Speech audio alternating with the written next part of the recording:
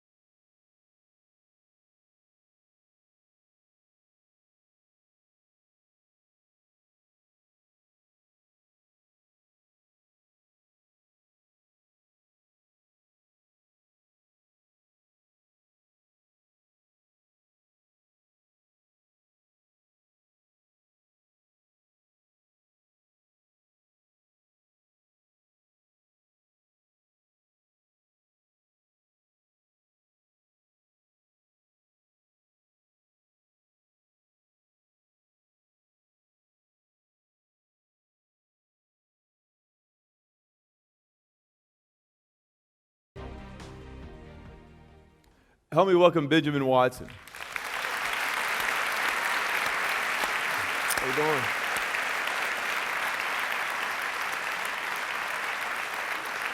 I have to make one correction from that video. You know, the NFL stands for not for long. And so while I was a Saint in that video, I'm now a Baltimore Raven. And that was just like a year. I mean, that's the NFL for you, though. Now, you being here with us means that we've pulled you away from your training, your rehab, because you were injured this year, but most importantly, from your family. Yeah. And so I thought maybe we could show a picture here and you could introduce us to your family. Oh, so cute, baby. All right, so the good-looking woman there is my wife, Kirsten. We've been married for 11 years. Now, did you get such a pretty wife before or after you became a star football player? Well, you know, she saw me on campus, man, and, you know, she's watching right now, so I can't lie because she'll be upset when I get home. So, actually, I was the one that was, like, chasing after her. Like, I saw her. I went to Duke University first, transferred to University of Georgia.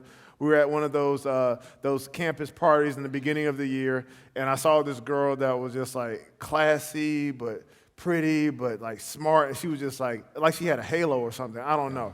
And so over time, we started dating. We got married in 2005, so we've been married. It'll be 12 years in July, so that's my wife. And then we waited 3 years. We said we wanted to have 4 kids, so it's always good to negotiate. Okay, how many kids do we want to have, right? You see more than 4 kids there, don't you? So we said we wanted to have 4 kids, so we waited 3 years, and then we were like a 2-minute drill. Like we just bam, bam, bam, bam. we had 4 kids in 4.5 years. The oldest in the middle with the red is Grace. She just turned 8. And then Naomi, we had another girl, and she's 6. And then Isaiah, the one sitting down with a tie on, looking all giddy, he is 5. Judah is actually heavier than Isaiah, and that's why my leg is probably hurting in that picture. But he is 3, and then Eden is 1. She's 1 year old. So that's the crew, and they're in the bed now. They go to bed at 7:30 every night. I'm impressed with that. Between 7:30 and 8, we get them down because we're going to have mommy and daddy time, and that's how we keep having kids, because we have mommy daddy time, you know, after they go to bed. But that's important. It's important to do that. I mean, I'm trying to be like you and have this lasting relationship. So, yeah. You know, we got to have that time. Well, by the time you come back, who knows how many kids you'll have by then. I know. Because you're already coming back, we know. Okay, so you said that you are with the Ravens now and the Saints before that, but kind of go backwards. Where'd you come in and how did you get to where you are now? I was drafted in 2004 to the New England Patriots. Any Patriot fans?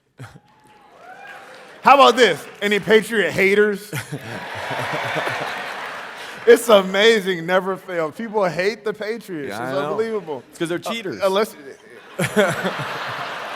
Look, I never talk bad about a former employer because the NFL, they might be your current employer at some point. There you go. So I was drafted to New England. I played there for 6 years. Was a part of 2 Super Bowls there. Won and lost 1. And then I went to Cleveland for 3 years, and that's where we had 3 kids because in Cleveland, there's not much to do. Nothing to do. I love Cleveland. I do. Some of my favorite players and favorite guys were in Cleveland, but, you know, we had 3 kids there because it's cold, and that's what you do when you're cold. And then we went to New Orleans for 3 years, and then I just got to Baltimore last year. And as you mentioned, I tore my Achilles this year, so for me to even be able to walk out here 5 months ago, I couldn't. My foot was flopping like this on a football field. So it's reattached, and I'm going through rehab now, and the goal is to play next year, which will be my 14th year. And then, so when we think about the football, and I don't want to spend too much time on that, but what I really genuinely want to know is if Tom Brady really deflated the footballs. Because I think he for sure did. I wasn't there. But it's kind of like what we're going to talk about now. Honestly, when this happened, I wasn't playing there. But you weren't surprised. You knew that was going on. It's just a secret between us. Just between us. You knew that was going on. No, you weren't surprised. No. Tom said he didn't deflate the footballs. I'm not saying the footballs weren't somehow deflated. I don't know that. Okay. But I do believe Tom Brady when he says he didn't deflate the footballs. No, he You know, told the that's- equipment that's- manager to do it. Like I said, I wasn't there. Okay. A lot of people think they did. Some people think they didn't. I feel like the man gave me his word that he didn't, so I believe him. Yeah, sure. Plus, he might be my quarterback in a little bit. Yeah. You never know. Again, it's the NFL. There's not going to be a lot thrown under the bus until I'm definitely retired. Yeah. Then the real book comes out that we want to read. The Exactly. tell-all. Exactly. Okay, so you're pretty upfront and public about your Christian faith. What were some of the influences that led you to become a Christian? Well, my father's a pastor, and I grew up, as they say, in the church. I grew up, you familiar with FCA, Fellowship of Christian Athletes? I was like the FCA mascot growing up, literally. I'm the oldest of 6 kids, and my father would go around the country and speak at different FCA camps, whether it be for college athletes or high school, whatever it may be. Those were like our vacations growing up. So all 6 of us would pack into a little car, and we travel around, and Daddy would get lost because they didn't have GPS. There was no little white lady in the car saying, "Turn right here, Ken Watson." No, there wasn't any of that. Did you say she's a white lady? I did. How She do you is know? white. I can tell, man. You know how y'all talk. We're already going there. We're going there. We're going. Just wait. You may as well go there. So I'm sitting there with the map telling them Daddy's getting lost. And so I was like the little FCA mascot growing up, being the little kid running around and playing football with the big kids. And so when I was about 5 years old or so is when I really came face to face with my sin and really realized what that was. And my dad had this teddy bear that was about as big as me at 5 years old. And my dad was a big guy. He played college football at University of Maryland. And he said, "Benjamin, you want to fight the teddy bear?" I'm like, "Yeah, Daddy, I want to fight the teddy bear." And so he get behind the teddy bear and he boxed me with a teddy bear. Now, I was a 5-year-old, probably a skinny little kid. You know, I filled out since then, but he would knock me down. I think it was kind of like, you know, he hadn't played football in a while, so maybe he wanted to, you know, rough me up a little bit. Toughen you up. Exactly. And one day he beat me down with the teddy bear. And as the story goes, I was in my bed saying, "Daddy, you bring that teddy bear back here. I'm not going to bed until I beat the teddy bear." And my dad and my mom said, "This boy has a serious problem." So he gets out and he comes back, lets me win. And although I grew up in church and kind of knew about heaven and hell, and I knew the church answers, I was always told that, even from my grandmother, that this has to be your faith. Like what your parents say doesn't save you. Just because you go to church doesn't make you a believer. Just because you put your head in the oven doesn't make you a biscuit. It doesn't make you, you have to make that decision for yourself. And so my dad shared with me John 3:16, "For God so loved the world that he gave his only begotten son, that whosoever believes in him would not perish with everlasting life." And right then at 5 years old is when I had the first real understanding of God's holiness and my fallenness and my separation from him and my needing the blood of Christ to save me and to make me right with God. And we knelt down and we prayed. And I've obviously grown a lot since then, but that was when, as Scripture says, I passed from death into life. So in some sense, you don't really remember much of a time that you weren't a believer trying to grow in your faith. No, I don't. Yeah. No, I don't. And you know, I think for some of you in the room, that may be your story. And for some of you in the room, you may have been 40 years old or 60 years old or maybe 18 years old whenever you came to faith. We all have different stories, and God can use those stories no matter what it is. A lot of times, at least part of my struggle have been, you know, I was never in this dire situation, or I was never a drug addict, and then God picked me up and turned me around and did this for me. I don't have that story. But I was still just as sinful as the person who was a drug addict. It just manifests itself in different. I was still separated from God on my way to hell on the fast track. And so my point is that, you know, whatever your story is, whenever God saved you and whatever he saved you from, it was still just as desperate a situation as if you were in the church and got saved, or if you were on Skid Row and got saved. So being a Christian and playing college football at Duke and then at Georgia and then in the NFL, that's got to have some specific challenges. I mean, you face some challenges that maybe the rest of us haven't. Yeah. What's it like to be a Christian in the NFL? Is it easy or is it pretty difficult? What are some of the challenges to your faith that you might face that the rest of us might not experience? The crazy thing is all I know is being a Christian and being an athlete. So does it ever seem for most of my life, that's what I've been. I'm 36 years old now. and I've been a football player for much of my life. In talking to people in different walks of life, there are some similar challenges. I would say that our locker rooms, there's 1,600 men that play football in the National Football League. I would say that almost the same percentage of them are believers as in any other job, you name it, whether it's a postal worker or whether you're a teacher, whether you're a lawyer, whether you're a physician of some sort. I would say probably it's the same. I would say also that one of the things I love about being a believer in the NFL, about the NFL culture in general, is that we are loud, rah-rah people. We say much of what's on our mind, and it's accepted, even if it's not agreed with. And so one of the great things is being in a locker room where you have guys of all different beliefs, some who are professed atheists, but you're able to have those conversations and you're able to respect each other and move on and go play football. You're able to go for a common goal, and there's that respect level there. I would say, some of my challenges are some that maybe you've heard of and some that you may expect. Anytime that there's money, there's the temptation of the love of money. That's something that I'm always praying against, is that, Lord, please don't let me be so reliant upon a paycheck because you've given me the opportunity to make good money. The Bible speaks a lot and warns the wealthy about that a whole lot. There's other temptations, whether it be pride. Pride is a big one. I'm someone who wants everything to be about me. And my wife always tells me, Benjamin, it's not about you.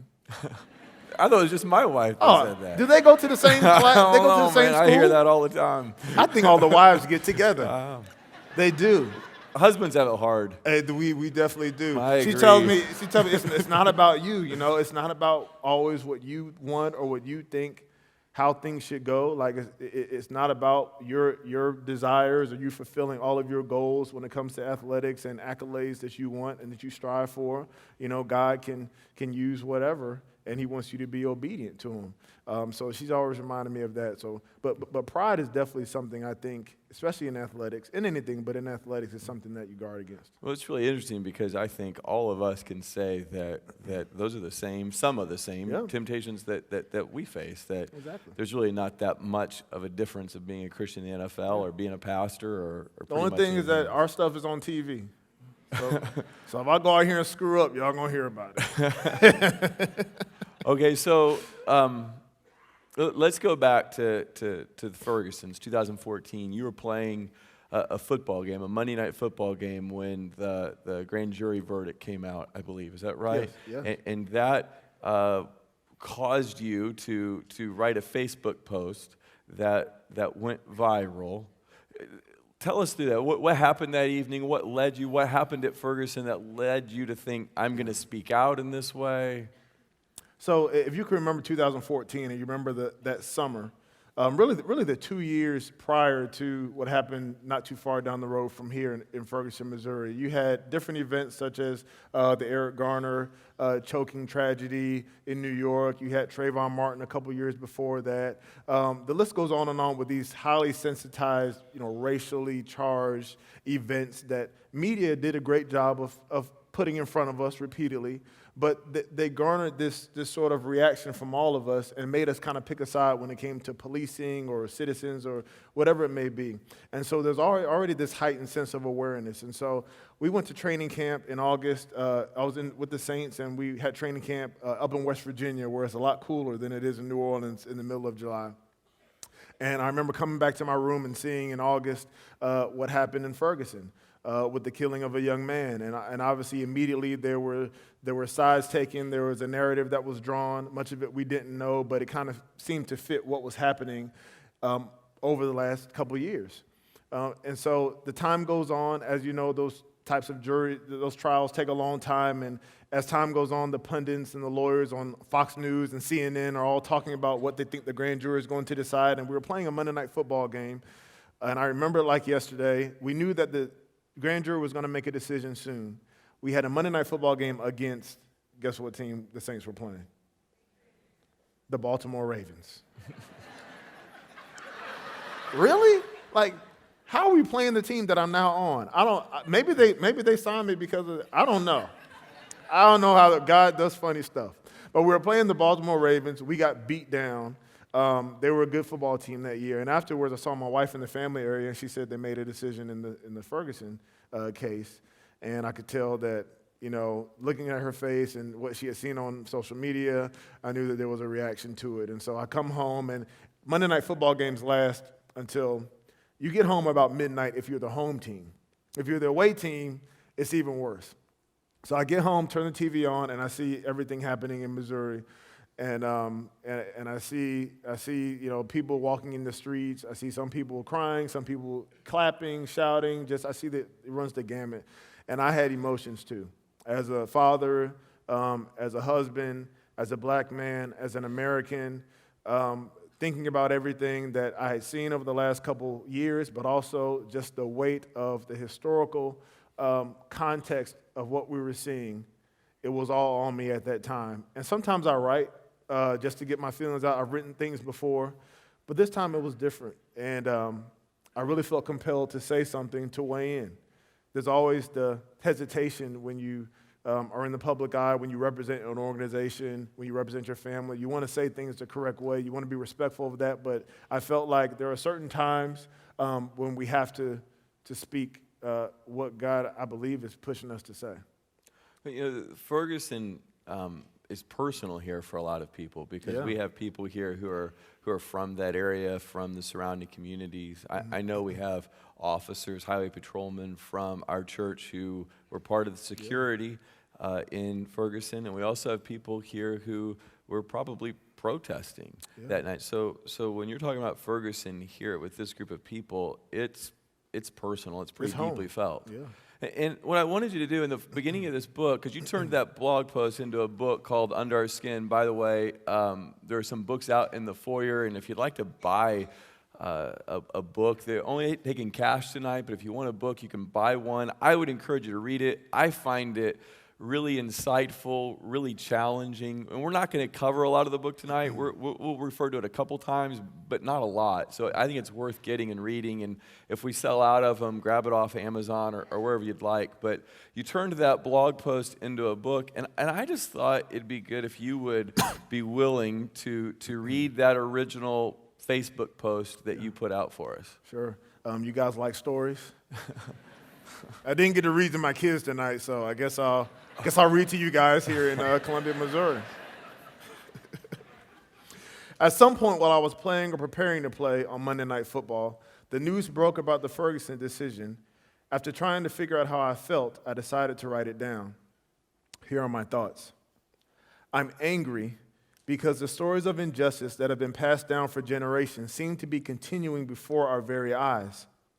I'm frustrated because pop culture, music, and movies glorify these types of police-citizen altercations and promote an invincible attitude that continues to get young men killed in real life, away from the safety of movie sets and music studios. I'm fearful because in the back of my mind, I know that although I'm a law-abiding citizen, I could still be looked upon as a threat to those who don't know me. So I will continue to have to go the extra mile to earn the benefit of the doubt. I'm embarrassed because the looting, violent protest, and law-breaking only confirm and in the minds of many validate the stereotypes and thus the inferior treatment. I'm sad because another young life was lost from his family. The racial divide has widened. A community is in shambles. Accusations, insensitivity, hurt, and hatred are boiling over, and we may never know the truth about what happened that day. I'm sympathetic because I wasn't there, so I don't know exactly what happened. Maybe Darren Wilson acted within his rights and duty as an officer of the law and killed Michael Brown in self-defense like any of us would in the circumstance. Now he has to fear the backlash against himself and his loved ones when he was only doing his job. What a horrible thing to endure. Or maybe he provoked Michael and ignited the series of events that led to his eventually murdering the young man to prove a point. I'm offended because of the insulting comments I've seen that are not only insensitive, but dismissive to the painful experiences of others. I'm confused because I don't know why it's so hard to obey a policeman. You will not win, and I don't know why some policemen abuse their power. Power is a responsibility, not a weapon to brandish and lord over the populace. I'm introspective because sometimes I want to take our side without looking at the facts in situations like these. Sometimes I feel like it's us against them. Sometimes I'm just as prejudiced as people I point fingers at, and that's not right. How can I look at white skin and make assumptions, but not what assumptions made about me? That's not right. I'm hopeless because I've lived long enough to expect things like this to continue to happen. I'm not surprised that at some point my little children are going to inherit the weight of being a minority and all that it entails.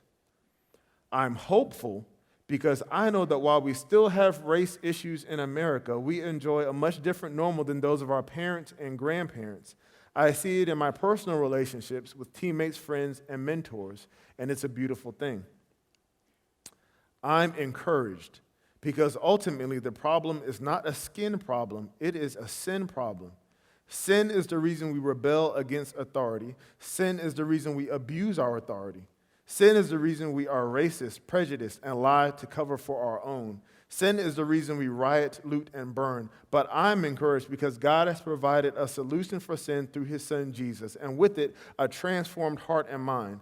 One that's capable of looking past the outward and seeing what's truly important in every human being. The cure for the Michael Brown, Trayvon Martin, Tamir Rice, and Eric Garner tragedies is not education or exposure, it's the gospel. So finally, I'm encouraged because the gospel gives mankind hope.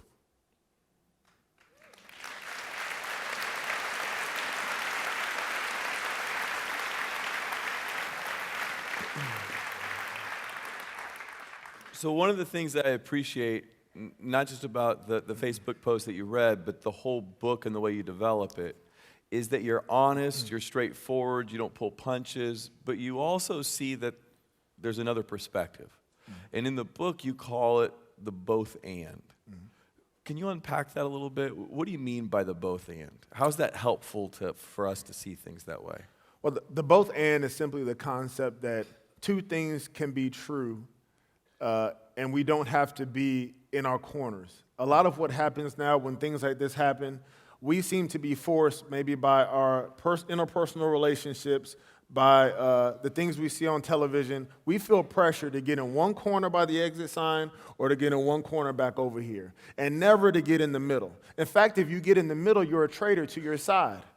And so the both and is being able to stand with your group, whatever it may be, but to say, you know what, this part of what they're saying is true.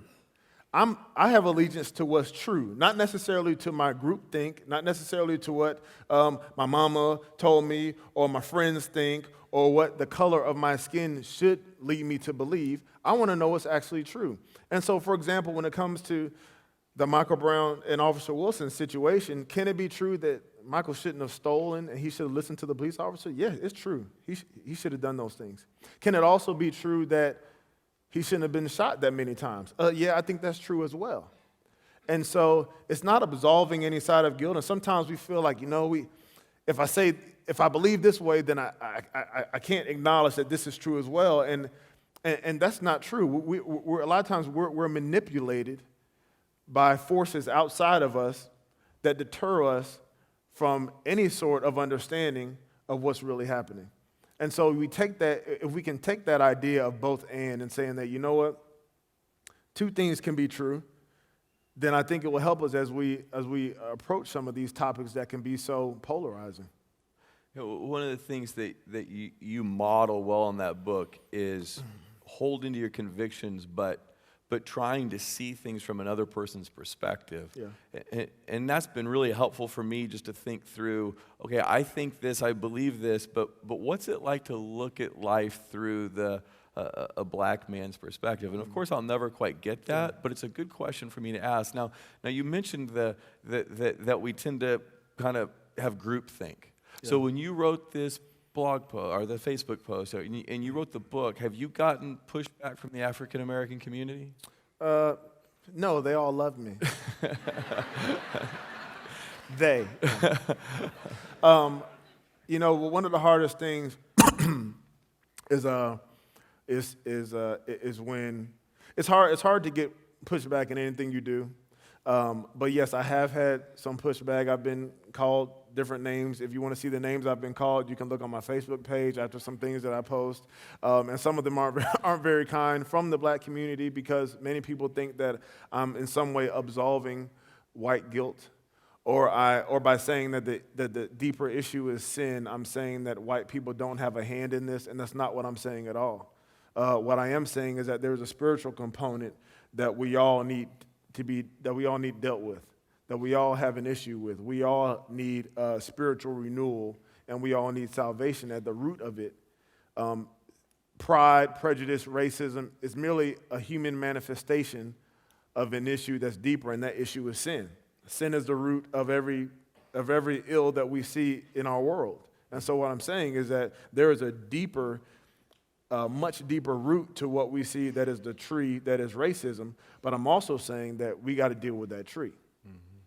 So the both and would say, you know what, Benjamin, yeah, we got to deal with this racism, and I also see what you're saying about sin. It doesn't say that simply because I don't only address the skin color, that I'm saying that, you know, that's not important, and that's not what I'm saying at all. So I've had pushback, but I've also had great support. Mm-hmm. I've had great support from the black community as well as white community. And you know, one of the great things I think about the book and about being able to express yourself is that part of the issue is being able to talk about this topic in a way that's free, and in a way that is non-condemning, in a way that you don't feel like you're going to be labeled, and in a way for you to be able to have an honest conversation with me, because there's some things that you just will never understand because it's not your experience. Mm-hmm. You didn't grow up looking like me. Mm-hmm. I didn't grow up looking like you.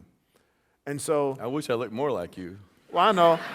I'm a good-looking guy. I'm glad we're sitting down because it makes me look about the same size as you. Yeah. I mean, I understand that. I'm a good-looking guy. At least in my head. I had good-looking parents. It's not my fault. I had good-looking parents. Okay, but what you said set us up there for the next thing, because I want to talk about things that are uncomfortable to talk about tonight. If you come to the Crossing, you know that's what we like to do. We don't want to keep it superficial. And I want to push us to talk about uncomfortable things. And you said that's part of what we need to be willing to do. So you've mentioned in the book this phrase mixed company, and the way you use it in the book is black and white people sitting in the same room, and there are some things that are traditionally off limits for mixed company, and that's exactly the kinds of things that I want to talk about all y'all tonight, black right? people know exactly what I'm talking about too. Y'all like, please don't say this. So I see all 5 of y'all out there. So I want you to just be honest. I want you to say what you want to say. This is a safe group. Nobody's going to jump on you one way or the other. You're leaving to go home. I'm stuck here. You got to deal with it. I you. said, I'm going to be home tonight at midnight. You got to deal with the aftermath. So let's start with this. Let's start with, why is the N-word so demeaning? And then why is it okay for black people to say it but not for white people? I know all y'all want to know that question. You're like, yes, I've been wanting to ask that forever. Thank you, Pastor. I never thought I'd hear this in the church. Well, I think it's obvious why. Well, it may not be obvious. It's not obvious. The N-word is demeaning because of its origins. And when you have a group of people who were stolen, were kidnapped, all of their records of who they are was intentionally erased on purpose, because the way you can control people is if you strip their identity, you break up families, you treat them like animals, you buy and sell like they're commodities. Only thing they really know about themselves, generations after arriving in 1619 from Virginia, if you go a couple generations, the only thing they remember about themselves is what has been told to them by their oppressors. And then you have this word that describes them over time. I don't know exactly when the first time it was used, but I do know that it was formulated over that time, and that's what they are. And then that group of people their identity is what's been told to them by someone else who enslaved them. And so it's demeaning because there's nothing positive about it. It's demeaning because it is the quintessential word when you look at the the slave trade, and when you look at the institution of chattel slavery, that's what we were and that's what we are. So you And so it, and so it's demeaning, especially when white people use it, because it's taking us to that place. Now, the interesting thing is that why would black people use this word against themselves? If you have an answer for that, please tell me. I talk about this in the book, and I've had conversations with a Jewish teammate, and I said, I just want to ask you this because I'm trying to understand, and I know our experiences are different. Jews had a place to go back to. They had a homeland. Even though they went through such a terrible atrocity, the dynamics were different. There's nothing that's going to be really the same, but I asked him, there are certain demeaning words that people call you. Do you ever use that with other Jews, that you're around? He's like, no, we really don't. Now, I'm not saying he's a spokesman for all Jews. Maybe that does happen, but I know it doesn't happen on large scale. The interesting thing with us is that we've taken this word and we flipped it, and we've turned it into a term of almost endearment. And I think that it is really a psychologically, I'm not a psychologist, but I think it's really a twisted, demented evidence of a people or a person that has been abused so terribly. That you take something that you've been abused with, and you turn it into something that you love because there's nothing else that you can do, and there's nothing else that you know of who you are. So, when black people use it, I don't think we should use it. And I've said this before. I've used it before, definitely, plenty of times. It's a culture that you use it. Whether it's in comedy or whether it's in passing, use it in the locker room, use it with friends. But when I sit and think about it, you mentioned mixed company. The interesting thing is, I hate when I hear it in mixed company, because in my mind, I'm thinking exactly what you asked me. How come y'all use it and we can't? During training camp, sometimes, we'll stay in a dorm, and these young boys will drive us to and from the dorm to the facility. So we all have to stay in this one hotel, and we get in the van, and drive over to the facility when we get dressed for practice and have meetings and stuff like that. And when I get in the car and I'm sitting in there with it's usually a young white kid who was the son or a nephew of one of the people in management, and they're playing You Name It, and it's just dropping the N-word left and right. And I'm sitting here thinking, this is so uncomfortable because it's mixed company. Yeah. But it doesn't bother me as much when it's just us, but it should. And that's one of the things that, we as black people, I believe, it's evidence of just the trauma that we've gone through in this country, that we continue to use it. Can a black person be racist? Oh, you're getting good questions, aren't you? Racism is discrimination based upon physical characteristics, but there's also a superiority component. So what racism is, it is saying that a certain race, which is really a man-made concept, that there are certain different races. We can thank Charles Darwin and others for that. That a specific race is superior to another because of certain characteristics that they have. There's also a component of power with racism. So racism is more than, I don't like you because you're white. It's, I think I'm better and more superior to you because of your skin and your facial features. And also, by the way, I'm going to make sure that people that look like me have an easier chance in life than people that look like you because I think they're superior to you.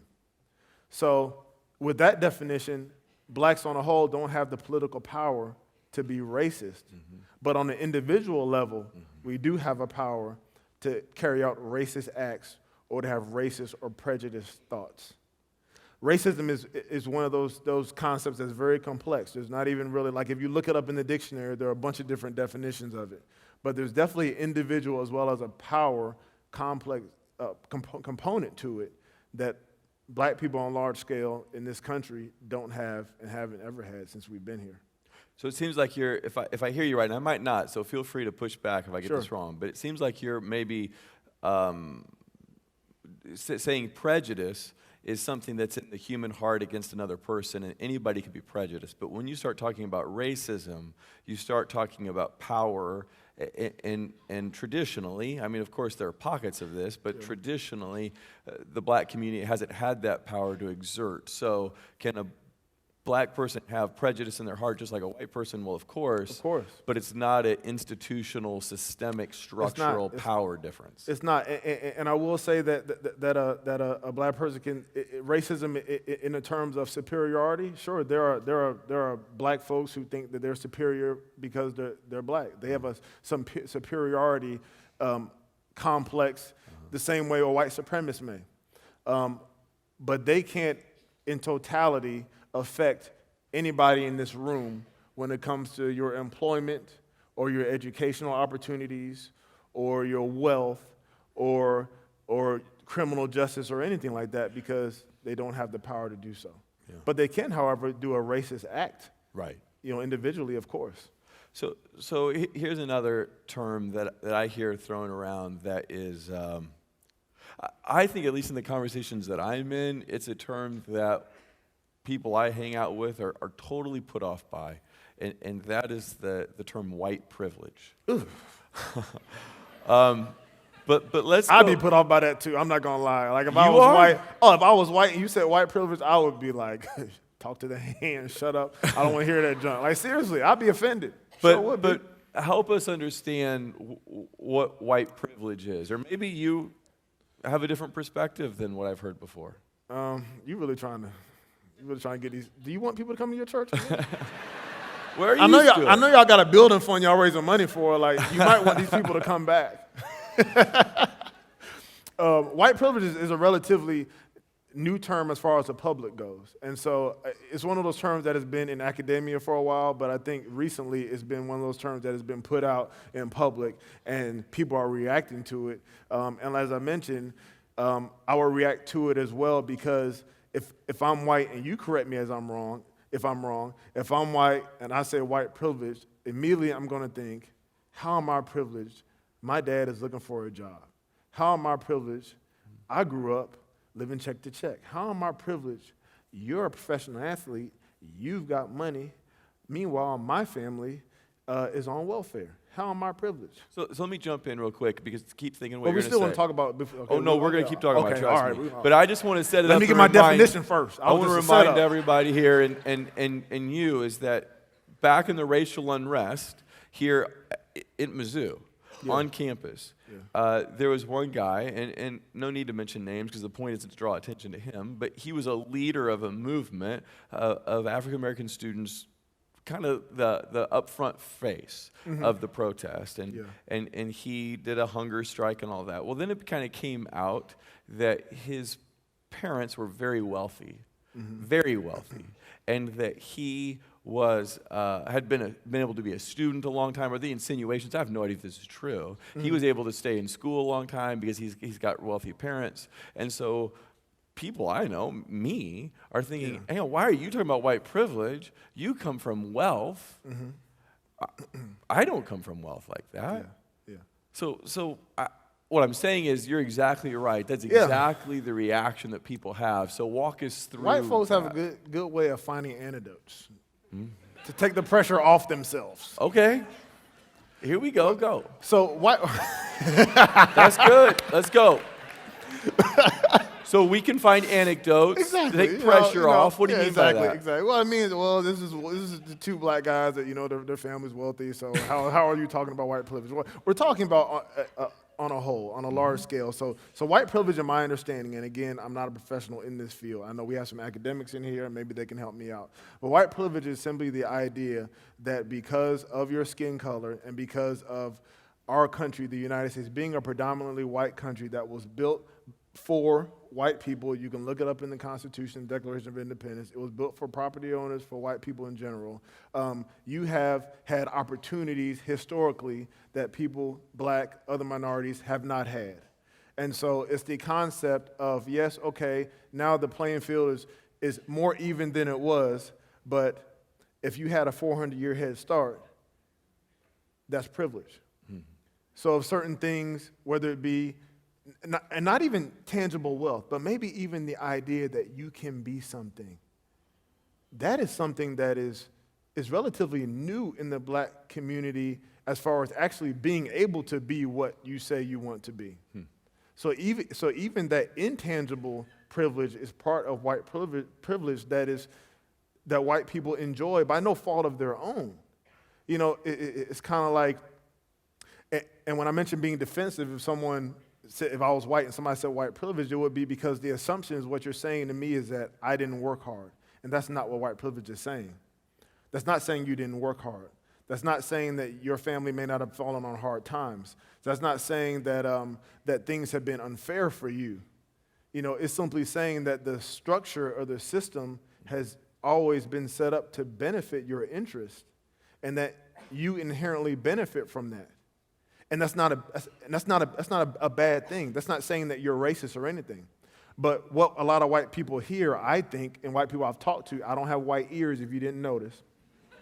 But what I think a lot of white people hear is that, you know, you're making an excuse or you're condemning me for being white, and that's not right of you to do. And that's not what, in my understanding, what white privilege is. It's simply saying that, you know, we need to understand and recognize that you know, there are certain things and there's certain inherent privilege of being a part of the minority culture, whatever that culture may be. There's the book Divided by Faith in the bookstore. If you want to grab a copy. It's a little denser, so it's a little bit harder to read. But he uses this great analogy, the author does, that helps me understand what you were saying when you said that the playing field is more level, but it's not level. It's more level than it used to be, but it's not level now. And he said, imagine a baseball game where you get to the 7th inning and one team is winning 20-0. And then they find out that the team that's winning has been cheating for the first 7 innings. And the team that's winning and it's been cheating says, okay, you're right. You're totally right. Now, we're going to stop doing that. Let's finish out the game.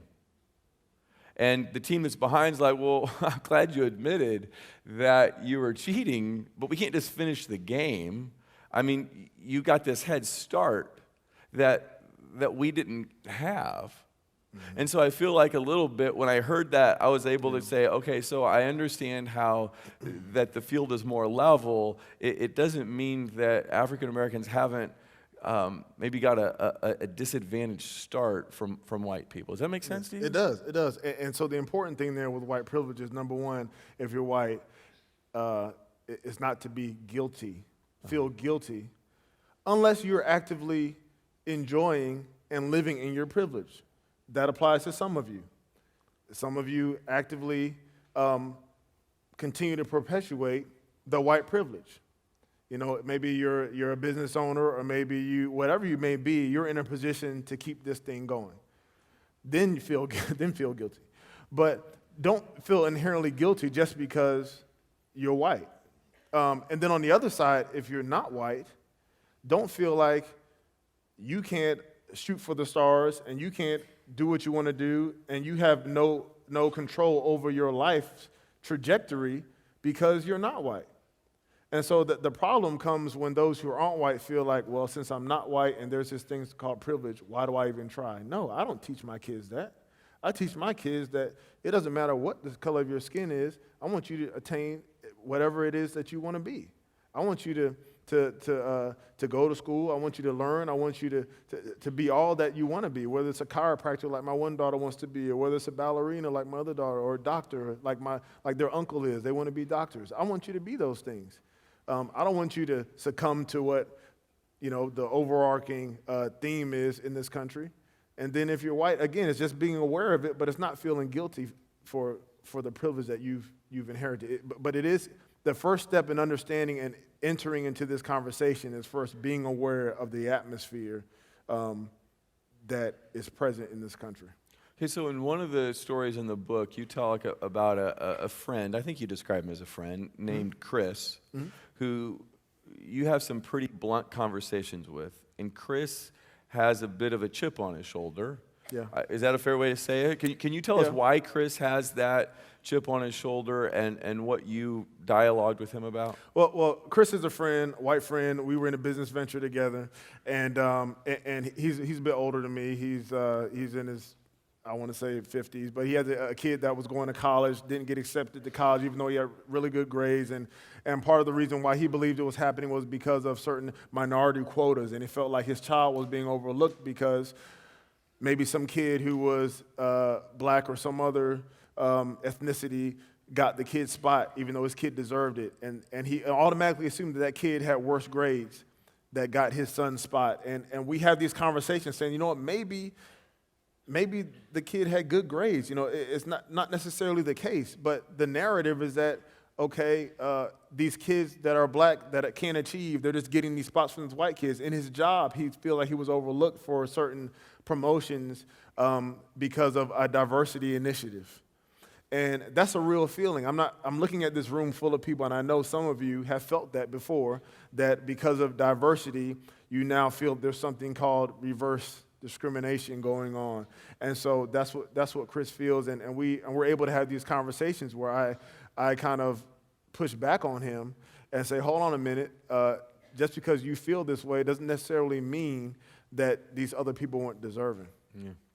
Okay, so one of the things I want to get to here is the relationship between the police and black and white people, and how we have different perspectives on the police. Yeah. Now, we have quite a few police officers, highway patrolmen that come to the crossing here. I'm sure some sitting here or will eventually watch this. And this is a sensitive issue, but in your book, you say it maybe is the dividing issue. So let me set it up with this, is that one of the African-American pastors, David Ballinger, great guy, friend of mine, he served on the Columbia School Board for a number of years, retired from IBM. He came into one of our pastors' meetings a couple months ago, I don't remember exactly when, and he shared how he and another black pastor were leaving a revival meeting at their church, and it was kind of about 10, 11 o'clock at night, if I remember the story right. I might have some details wrong. And how they were pulled over by a cop, and kind of the treatment they received wasn't necessarily rough, but it seemed clear to them, at least as he told the story, Pastor Ballinger told the story, that he was pulled over for what you call DWB, driving while black. and Did they hear you? driving while black, DWB. So It's a dangerous thing, boy, I tell you. when he told that story, it was interesting to watch the room. Tint my windows. It was interesting to watch the room because the black pastors are all going, oh, I mean, yeah. Like, you could just tell that they were with him in that moment. They understood. And to just be honest, the thing that was going in my head is, oh, come on now. They didn't pull you over because you're a black. Even though that I'm friends with David Ballinger, I like him, I respect him, I believe him, I never in one sense think he'd make anything like that up. On the other hand, just my natural narrative was like, oh, come on now. Yeah, nobody trying to hear that. So you've had some experiences about this. You've wrestled with this. You say this is the dividing issue, or one of the key issues. Yeah. Help us understand what it's like to be black in the relationship with the police. No, black people, I hate being the spokesman for black people. But what's your experience? I'll tell my experience. But black people in general have no expectation of being treated fairly in an encounter with a police officer. If you poll 8.5 or 8 3/5 of black people, y'all will get that. Catch that? Y'all will get that on the way home. We'll y'all catch that on the way home. He's pretty sharp. Y'all get that one on the way back. Yeah. You will find that we really don't have any expectation of being treated fairly by police. Now, that bias probably affects some of the true encounters that we have with police officers who mean us no harm. The reason why we have this understanding or this expectation of our encounters is because of our history. And by history, I don't necessarily mean decades and centuries ago, I mean like yesterday. I mean like you turned on the TV and you see the stuff that's happened. You see a young man in Chicago get shot 17 times, and 15 of them were while he was laying on the street. And you see these things as a black person, as a person in general, I hope, but especially as a black man, and you say, golly, he's on the ground. There's bullets popping off of his shoulders. There's dust flying. He's on the ground already. I mean, how dead is dead? I mean, we talk about it sometimes. My father and I were like, I don't know how many bullets it takes to kill a black man. It must be like 17, 18, because I guess 3 won't do it. Seriously, because why are you shooting somebody 17 times while on the ground? And why are multiple officers engaged in it? One of my earliest memories was watching Rodney King and being a kid and seeing that happen. And so these things happen, and they are just etched into your memory now, but also when you talk about things that, the generation before us experienced and before us. I mean, there were times when we talk, a lot of times we talk about slavery, like, well, slavery was a long time ago. What people don't realize is that there was a period of neo-slavery that was just as worse. Douglas Blackman, a guy who wrote a book called Slavery by Any Other Name, talks about this period of time after emancipation up until the early 1900s, where police officers would take black folks, black men mostly, but also some women, charge them with whatever they want to charge them with, knowing them impose a fine on them for court fees, knowing they couldn't pay the fee, and then lease them out to different companies, coal mines throughout the South, and these people would go there and slave away for free and then die in mass graves. And so these are from police officers. So the concept of a police officers in the black community in general isn't one of trust. Now, is that fair to police officers who are doing their job impeccably well and who really love the communities they serve? No, it's not. It's not fair to them. It's not fair that when I get pulled over and if I'm speeding or I'm breaking the law and a police officer comes and tells me to roll down my window, I automatically assume on him that he's going to do something that he shouldn't do. That's not right. But in order to understand the feeling in most of the black community, you have to understand historically. And again, by historically, I mean a year ago and before then, what the atmosphere is when it comes to police officers. When my first daughter was born, Grace, it was about 3 a.m. in Boston, and 3 a.m. in Boston in January is cold. So we were driving to the hospital. My wife was going to give birth that day. It was January 31st, the morning of January 31st, and I specifically was like, I'm not going to speed because I've always seen this TV show where the police officer knows that you're having a baby and then they just lead you to the hospital with their lights on. I was like, maybe the cop will just know somehow that I'm having a baby and they'll just give us this escort to the hospital. Well, it didn't happen that way. So I said, I'm not going to speed. I pull on. I'm driving a white Range Rover. I had rims. Black people like rims. Y'all were thinking it. And this is young Ben. I was like 20, 28 back then, so I definitely had some 22s on that thing. So I pull on I-93 in Boston, and I'm driving the speed limit, and I get pulled over. And I know for a fact, because my mother-in-law was in the car, and I wasn't going to speed with mother-in-law in the car, that I wasn't speeding. And, I get pulled over. The cop comes over there, shines a light. In the passenger side where my wife is, what are you doing while you're out this late? My wife is about to have a baby. He has the light. He shines it in my face, shines it on her belly. It's very large. She's like, yeah, he's having a baby. And then he's like, well, get there then. And just walks away. And I don't know if he was having a bad day. Couldn't have been as bad a day as my wife was. I mean, she was about to give birth. But that encounter, and then there's been others with police officers that, with my lens, I'm seeing it as someone who was pulling me over because they thought this was a black guy out late at night driving a car, even though I was driving the speed limit. And this happens a lot of times.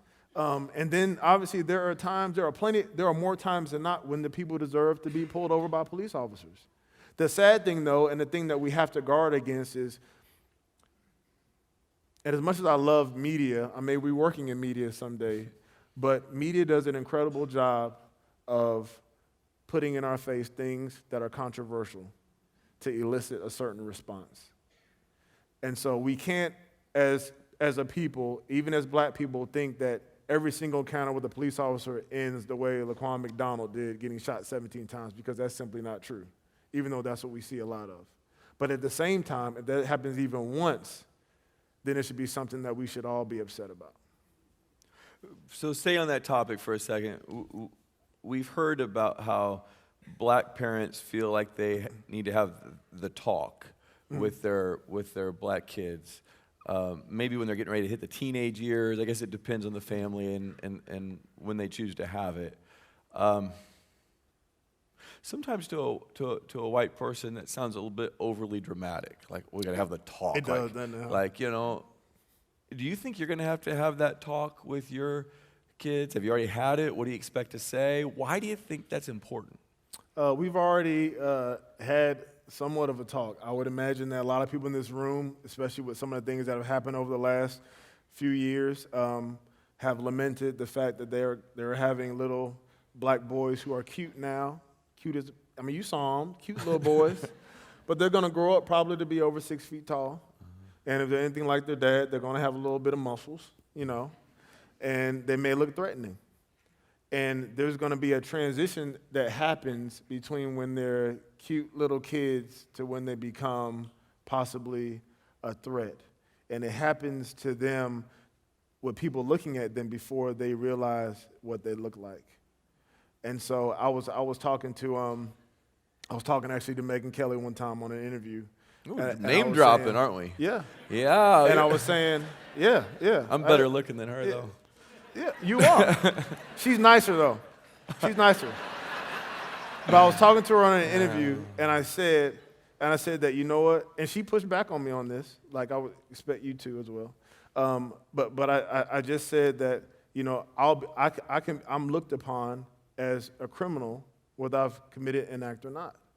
Like, I'm presumed guilty until innocent. Why do you think that?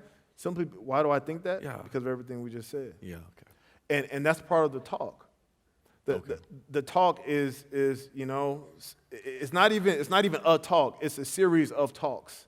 That you say what? Your main point is what? That when things happen, you filter that and you see what can I take from this thing on TV and give to my kid that they understand when they ask those questions.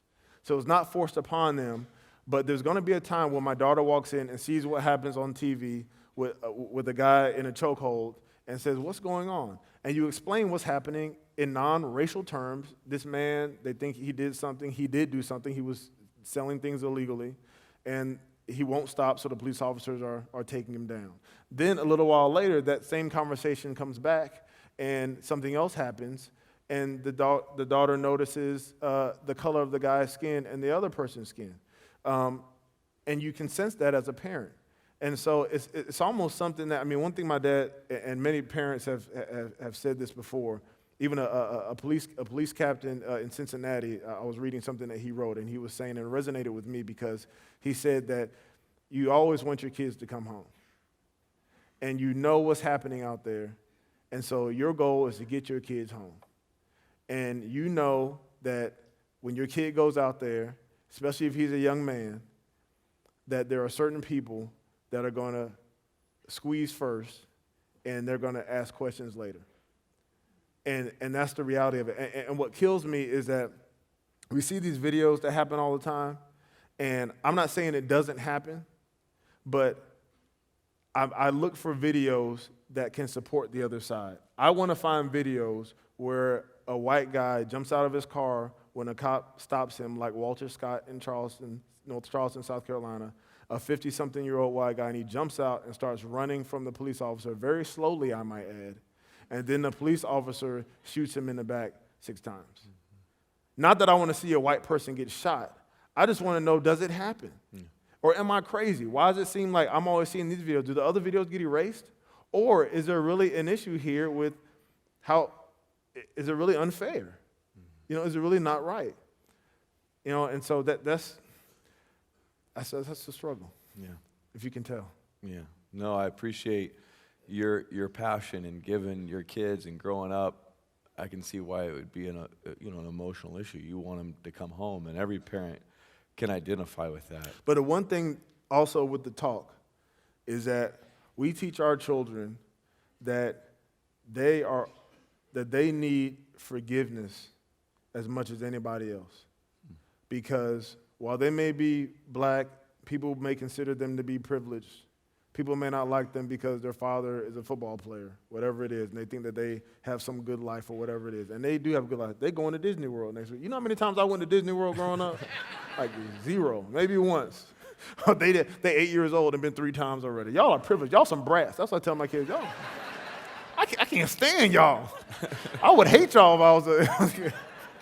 But what we do teach our children is that no matter what anybody's color is, no matter what their economic status is, no matter what part of the world or the city that they're from, they need Jesus as much as y'all do.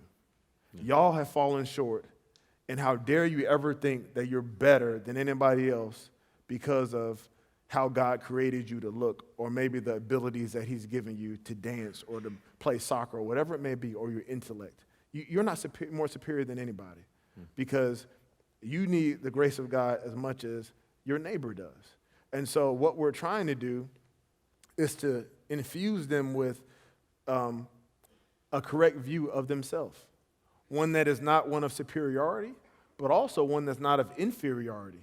Because a lot of black folks suffer from a complex of inferiority because of many of the things that we just said. Whenever I played football in high school, there was one of my...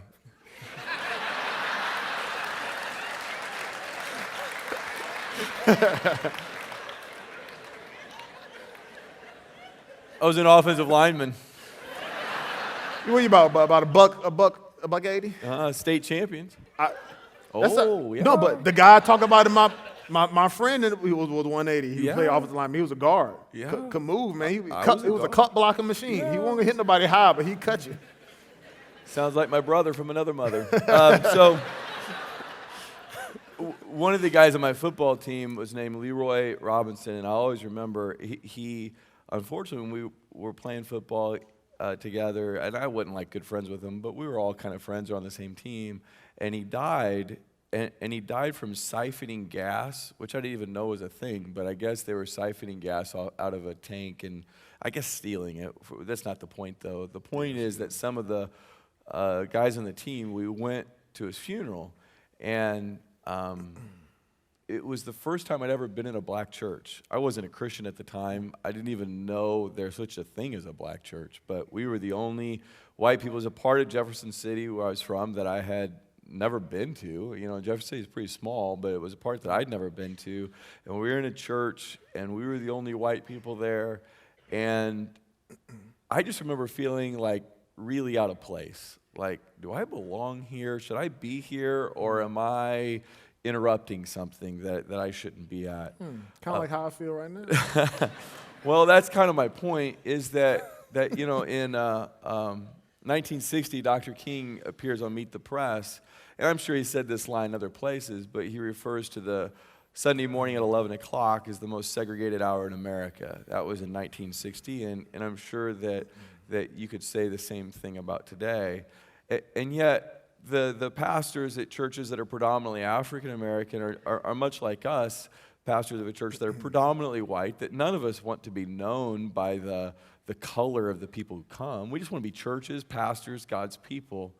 Now, so I guess my question is what do you think about Christians that are black and white worshiping in different churches? Is that in some sense okay because they feel more comfortable there, white and black both? Or is it in some sense unfortunate because it'd be greater if our churches were more integrated to look like our community? You've been, I think, in an integrated church. You've gone to predominantly white churches. I've been everywhere. You've been everywhere. I've been everywhere. So help us think about I've that. been everywhere, yeah. Don't sing. I've been everywhere. No. I like to sing, though. No, you're a football player. Dang, put me in a box. Put me in a box. You're not a singer. You're not in that Out of box. the box, man. Yeah, I've been everywhere, like I said. So help us think through what churches should look like. What are the strengths? What do you think? I think ideally, a church should reflect the community. When you plant a church, as I mentioned, my father's a pastor, and he planted a church in a town called Rock Hill, South Carolina. It's about 50,000 people.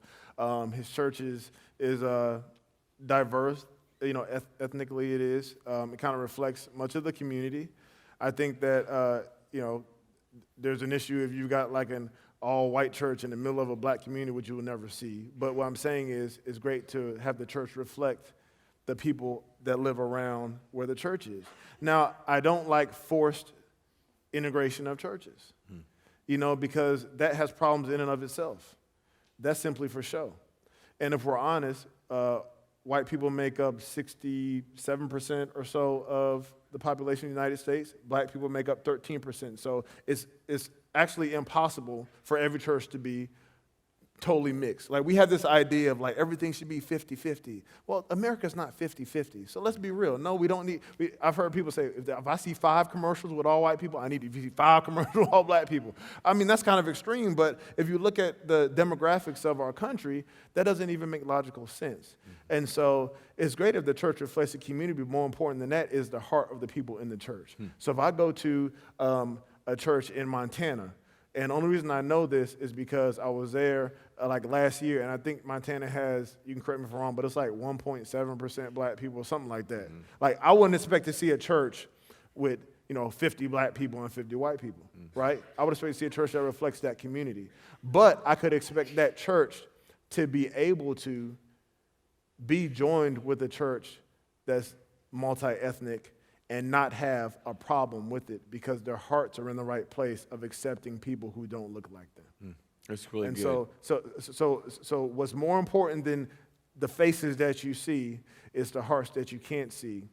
And so when that person who's of a different background walks into your church, do they feel welcome and can they worship together? I mean, look, black people, white people, Hispanics, we all have different traditions. We all worship differently. We like different style of music, different styles of preaching, different order of service. There are different things that we gravitate to because they've been developed through our traditions, and that's great.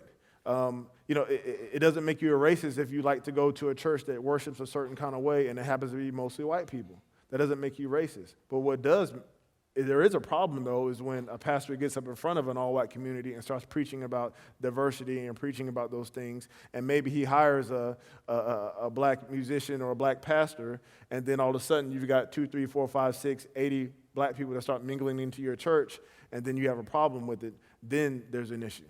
Yeah. So this is a question that I'm asking for African-American woman who comes to the crossing. She's one of quite a few, I know you may not be able to see it from here, but quite a few African-Americans that come to our church. And what she wanted me to ask you is going to a predominantly white church, sometimes it gets exhausting. Sometimes it just gets tiring, feeling like you're fielding questions, feeling like you are always having to represent your race. Or you've gone to a predominantly white church, I know, in the past, maybe now, I don't know. What would you say to people who are doing their best to go to a predominantly white church? Is there any encouragement or perspective you can share? For the black people that have to be the spokesperson? Or Yeah. for the... Well, for the idea that it just gets a little tiring to feel like you're always having to answer questions and you're a little bit like a fish out of water. I felt that. Like I said, I've been at all black churches. When we were in Boston for 6 years, we went to an all black Baptist church. Like, the only thing white in there was the daggone nurses' outfits. And y'all know what I'm talking about, and the blankets that they put on you when you pass out. Those are the only thing white in that church. Then I've been to some mixed churches. Some of y'all know what I'm talking about. And then I've been to churches that were all white. And it does get exhausting when you feel like you are having to represent and speak on everything that we're seeing in television. It is. It's exhausting when you feel like all eyes are looking at you whenever the pastor mentions, a verse in Galatians when he talks about, there's neither slave or free or Jew or Greek or male or female, and you're looking like, yeah, they're all looking at me. And so that is a very real feeling, but I would say if God has led you to that church, he's brought you there for a reason and for a specific time and a specific purpose. And so your purpose may be to be that bridge that day or for those weeks or for that year. Your purpose may be to be the only black person that these people feel comfortable talking to, and in that way you are a bridge to the entire black community, because what you've done is you've explained something in a safe environment to someone who genuinely wanted to know an answer.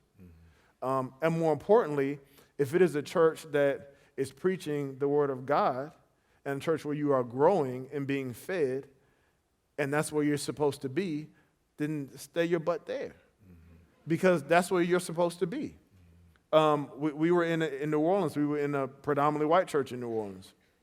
There are very few blacks, and it was kind of one of those things where, when some of your white friends in the church say, "Man, we're getting a lot more black people in here," I'm like, "Dude, it was like 10 of us here today, out of 400. That is not a lot. Like, that's still, it might be a lot for you." And they go there like, "Yeah, we got some diversity." I'm looking around like, "What do you mean by that?" Like, I mean, there's 7 of us, Watson, so and there's only 10 people. That's like 3 more people, But I guess it's all relative to how many you had before. But we stayed in that church because we were being fed, and the pastor was preaching systematically through the Word of God, and we were growing as believers, and we found great camaraderie with other families in the church who were in the same walk of life as us with their children and with the ages of their kids and things like that, and we felt at home spiritually, even if not ethnically. Yeah. And then there have been times when I've gone to an all-black church and I felt at home ethnically, but spiritually, I feel like an alien. And so, if you're at a church, whether you're white in a black church, the guy who actually helped me write this book, named Ken Peterson, we would talk on the phone a lot. I write some stuff, send it to him. He helped me organize my thoughts. White guy, he's in his mid-50s or so, maybe 60, and he purposefully went to a black church because he wanted to experience the black church, like you said, that didn't exist. He wanted to experience it, but he also wanted to better understand the black community, because so much of our community is tied to our places of worship. And so he purposely went there, and he still goes from time to time, not just for show, but because he had a genuine interest in what was going on and wanted to hear the word of God, maybe present it in a different way. And so, if you're the black person that's in the white church, I would just encourage you that, if God has you here, he has you here for a reason. In your book, towards the end, you quote an author, Ta-Nehisi Coates. If you're familiar with him, he writes in The Atlantic. He has written a couple of books. The most recent one that I've read, I think the most recent one, is called Between the World and Me, which is the book you quote. And it's a letter to his son, Samori, I think that's his name. And I don't know, I think he's about 10 years old. But the letter is Coates's, as a dad's, perspective on what it's like to be black in America. And Ta-Nehisi Coates is super intelligent, fantastic writer, but he's a self-described atheist, and he doesn't have much hope.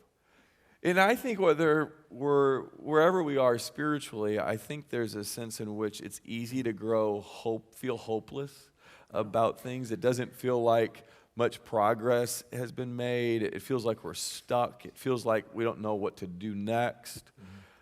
You in your book, though, saying you're hopeful, hopeless but hopeful. Yeah.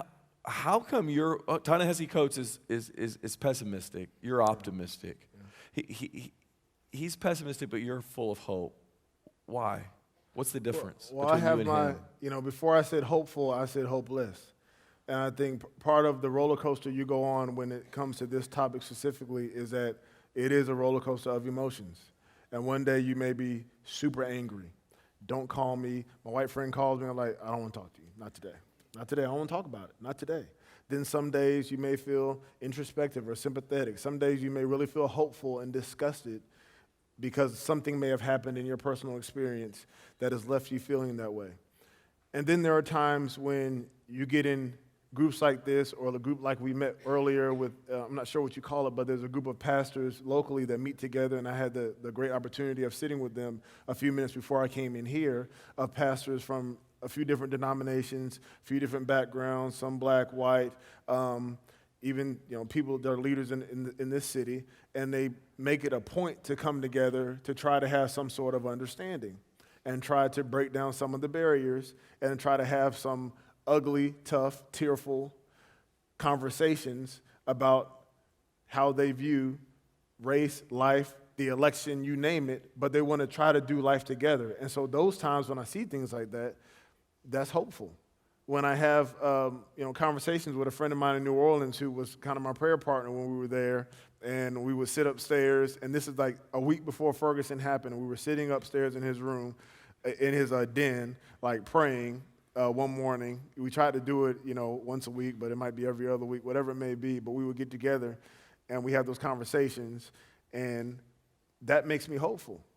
And so outside of the reason why it's important that we always have a gospel component and we understand that this is a spiritual warfare, this is a spiritual battle that we're fighting against, is that we have a spiritual solution. And that the gospel of Jesus Christ is that solution. And he is the power when it comes to reconciliation to God first. And because of that reconciliation, it says in 2 Corinthians, we are ministers of reconciliation, and that includes our relationship with us. And so that's what gives me hope. And it's not hope that we're going to get into some state of euphoria when it comes to our relations with each other on a mass scale, but it is hopeful that within the church we can make great strides. And it is hopeful that great strides can be made outside of the church because some people in the church decide to go out and care about systemic racism, and they decide to go out and care about what's happening and policing or economics or whatever it may be because they want to be ministers of justice outside of the church. So that gives me hope. And it also gives me hope that our final destination is going to be one where these things don't matter, where the divisions on earth don't even matter.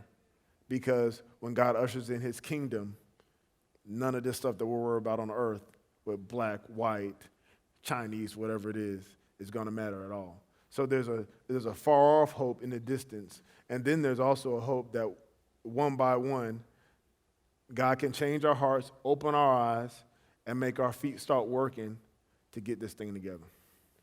So last question here is that I think we want to do something, but nobody's sure what to do. I mean, Yeah. If you want to, so let's say somebody comes into this and they're white and they hear you and they go, gosh, that makes sense. And especially in the context of their other life experiences and what they've been reading and think about, okay, this makes sense. But what do I do? How do I serve as an ally to my friends and brothers and sisters in the black community who feel ostracized or marginalized or oppressed or misunderstood or what? Is there any practical things either on an individual level or at a church level that you would say, here's what I've seen work, or here's what would be a good next step if you're out there and you don't know what to do, but what's next? Well, I think it all starts off with introspection and seeing where you stand on this whole racial spectrum. And so with that comes repentance. Some of y'all need to repent. Some of you all need to forgive. Some of you are in bondage because you haven't repented. Some of you are in bondage because you haven't forgiven. And maybe you haven't repented because you didn't know that you were racist. And tonight you're sitting here thinking, golly, I didn't realize it, but I'm like a living room racist. Like, this is hitting me hard. I have so many assumptions about people, and wow, that's ugly. What's a living room racist? A living room racist is somebody that sits in their living room, and when things like we've talked about come on TV, they say stuff like, man, all them black people, X, Y, and Z. All those white people, they need to do whatever it may be. But on the outside, they seem to be just the nice guy. You know, they have white friends, and they got 3 black friends. Hey, I'm not racist. I got 3 black friends. You know, they're that guy. You know, they have relationships with other people. You know, they hang out in community and stuff. But deep down, they have some really deep-seated ideas, and they think that they're superior. But they may not even known it. Until they're willing to get in a setting where some of those barriers can be broken down. So then it's, what do I do about that? Well, the Bible's very clear about sin, and the reason why I bring in sin is because the answer to sin is repentance. It always has been. And so there are also, on the other side, black folks who need to forgive. Black folks who need to not project upon you something that you didn't do. And I'm held in bondage because I think that you think about me a certain way, even if you don't. And so there needs to be forgiveness there. I mentioned being encouraged by the group that met together, but even in a practical standpoint, taking the next step to being willing to learn about some of the systemic and systematic racism that is still prevalent to this day. A lot of it, I don't even know. I learn stuff new every day. One of the pastors mentioned something in the meeting today that I didn't even know existed. I'm like, wow. But some of us aren't even open to hearing that. We're not even open to hearing about someone's complaints about their job. We just think they just need to get up and go work. And we don't even understand about their opportunities. So hearing some of those things and then being willing to advocate for those who maybe can't advocate for themselves. And I mentioned this earlier, but I had the opportunity to go to the March for Life in Washington, D.C. And part of that was seeing those hundreds of thousands of people advocating for people that can't speak for themselves. You know, I'm not here to make a political debate about abortion, but I will say that some of those people were there because these people are voiceless, but they're willing to advocate for them. And so sometimes you're going to have to stand up for things that don't directly affect you. And when my little kids get old enough and they need someone to stand up for them, I want your kids and your kids who are part of the majority culture to be willing to stand up for them because of what their parents demonstrated to them. Some of it is having a real conversation, and that can only be done by inviting someone who doesn't look like you to your living room or to your dining room. I love black people. I think they're great. I think they're equal. Yeah. How many have you ever had one over for dinner? One what? Over for dinner. Oh, I don't know any. Well, how about you get to know some? If you don't live in Montana. How about you get to know some and invite some over? How about developing a relationship? One of the pastors, not one of the pastors, but a gentleman earlier talked about never seeing a white person till he got to be, never shaking one's hand till he got to be in high school or something like that. How about inviting someone over for dinner, talking to them, going out to dinner, whatever it may be, doing some life together? Those are some practical ways. And then when you start taking those steps, you'll be amazed how you start seeing things differently. And when you start seeing things differently, and then you're willing to call out some of the people in your sphere of influence, in your group, that say some stuff that you know is not right, but you don't want to say anything to them because that's Aunt Carol, and I respect her, and I don't want her to be mad at me, but Aunt Carol's saying some racist stuff that you need to correct. You'll be empowered to say something to her, and that's how you create change. Because then when people's minds are changed, then we also see how systems can be changed. I mean, I can't tell you, I'm not educated enough to tell you how to revamp an entire system that is racist in many respects. I mean, even, some of you may have read a book called The New Jim Crow by Michelle Alexander, and I was injured this year. I tore my Achilles. So when you tear your Achilles, you literally are in the bed for like 3 weeks, 4 weeks. You can't do anything. And then you can't, I didn't leave the house for like a month. My daughter will come up and say, Daddy, you need anything? I'm like, I'm okay, baby. Thank you for checking on me. But I had the opportunity to read. And in the end of the book, it's basically about mass incarceration, and that's another topic for another day. But my point is that at the end of the book, she talks about the fact that this issue is so big, it's bigger than just changing certain things in the system. It's like, what do we do? Like, we got to throw the whole thing away and start over. And without the Holy Spirit and with the power of God and with Christians praying for this topic, there's a lot of change that's not going to happen. God moves a lot of times when his people are willing to pray for certain things. And I don't think praying for race and race relations is something that we shouldn't be praying for. I think it's something that we should be praying for, even in the way we talk. Like, as I sit up here, and I'll stop with this long answer in a minute. As I sit up here, but I got to get this out before I go home. As I sit up here and even use the term race, I don't like using the term because the term in and of itself is racist. There's one race, it's human race. But our paradigm has taught us that there's different races with different origins, and because of that, we automatically in our brain have to rank those races. You can't say there's 5 different races and not in your mind think, okay, which one's better? Or That's what we do, and that's why it was created. That's why the whole topic was created. If you look through Scripture, they talk about ethnicity, they don't talk about race. It was a common understanding that we are one blood. And so even just that idea is something that would have to be totally revolutionized in this country specifically when we talk about it.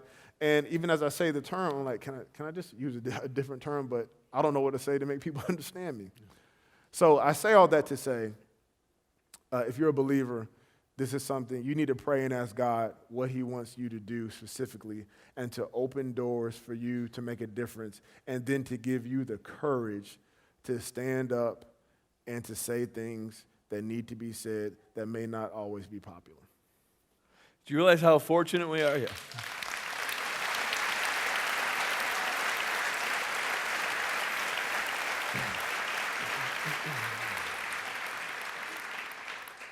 We're fortunate. It's a special night. You're a special person to come, leave your family, come to Columbia, Missouri, sit in front of an audience that you don't know, and let me ask you questions that are uncomfortable to ask, uncomfortable to answer. But I think we learned a lot. I've learned a lot. I really respect you. I appreciate you taking your time to do this. It's been really good. Someday you're going to come back. You'll have like 10 kids by then. At the rate we going, Yeah. don't wait too long. We have a bus pulling up. Next time bus. we're bringing them all. We're all going to come. So let's thank Benjamin one more time for coming tonight. Thank you.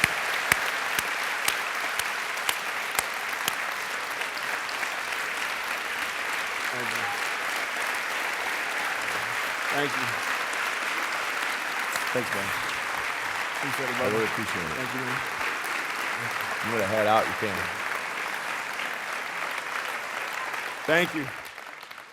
We're going to pray and be finished. He's going to go catch his flight. We promised him he'd walk out of here at 8:30. He's 2 minutes behind. Let me tell you that out in the foyer, you'll have a chance to pick up a Save the Date card for Columbia. Churches all over the community, black and white, every denomination, all working together to love and serve our city. Pick one up, save that date on your calendar so we can work together as Christians. Let's take his advice and close in prayer. Father, we pray that your hand of blessing would be on our community, on all of the churches represented here tonight. We pray that you would bring repentance and forgiveness and healing and love. May the name of Jesus Christ be exalted as people see the real unity that can be possessed in Christ. We ask all this in Jesus' name. Amen. Remember, books out there if you'd like to grab one. Thanks so much for coming. My God, he did.